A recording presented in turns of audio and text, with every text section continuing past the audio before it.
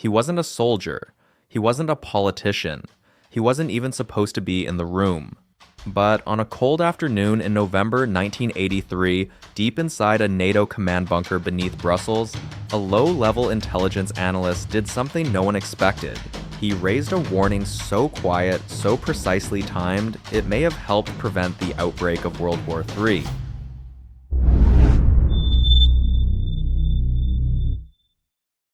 He was 41, an East German-born civilian contractor, fluent in 4 languages, with a gift for pattern recognition and an obsession with Soviet radio chatter.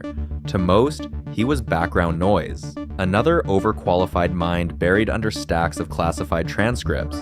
But he had been quietly observing something no one else had the patience to see, that the Soviets weren't just watching NATO's annual military exercise, codenamed Able Archer, they were preparing for war.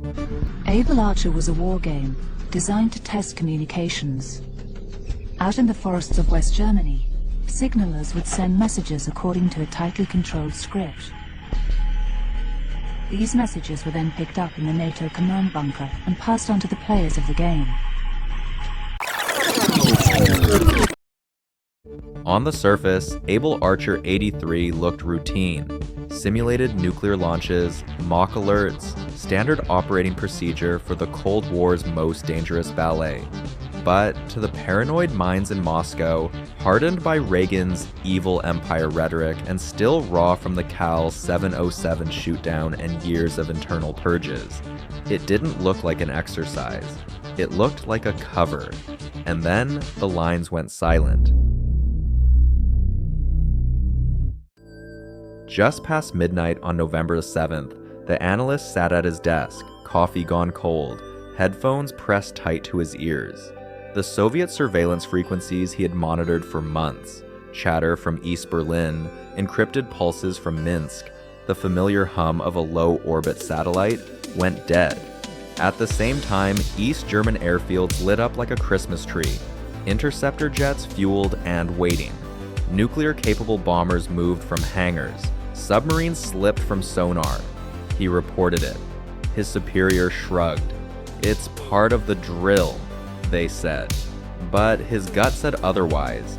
He knew Soviet doctrine. He had read the defector testimonies. If they believed a first strike was coming, they'd preempt it, not wait.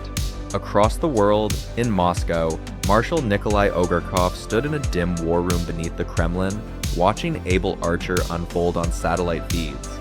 The Americans had escalated the simulation, exact launch codes, nuclear authentication procedures, direct comms between the White House and London. To the Soviets, it felt too real. And when something feels too real, sometimes you don't wait to find out if it is. That was the moment.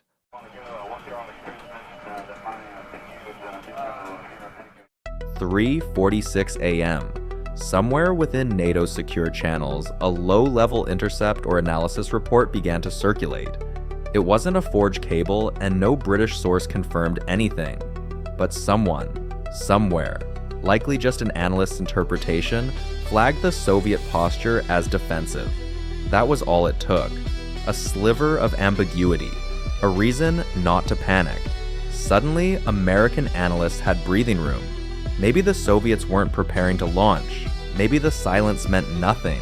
Maybe the drills could continue. So they did.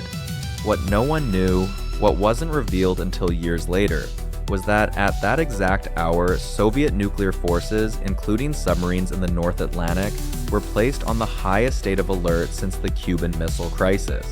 A single perceived provocation, a radar blip, a misinterpreted signal, a scrambled code, could have unleashed a chain of fire that no one could stop. But no provocation came. Because somewhere, a subtle signal of uncertainty had reached just far enough to stay the hand on the red button. 48 hours later, Able Archer ended. Troops stood down. War games faded into history. And the analyst? His name never appeared in any official record. He wasn't fired. He wasn't promoted. He wasn't even thanked. Some say his report was quietly buried.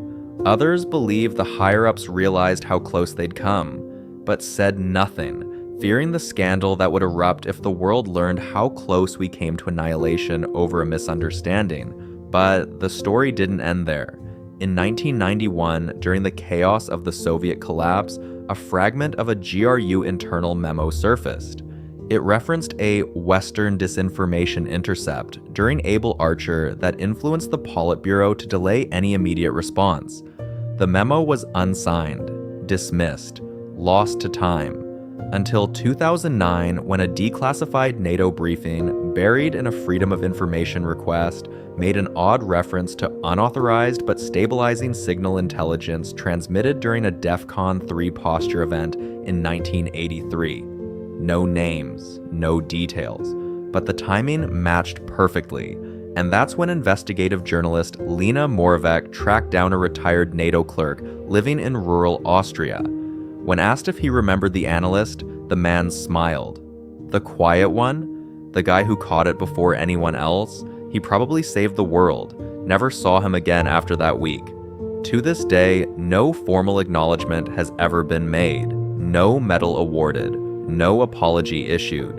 And yet, somewhere in the background of history, a history that could have ended in ash and skyfire, a man made a choice, not for glory, not for power, but because he trusted his instincts more than his orders.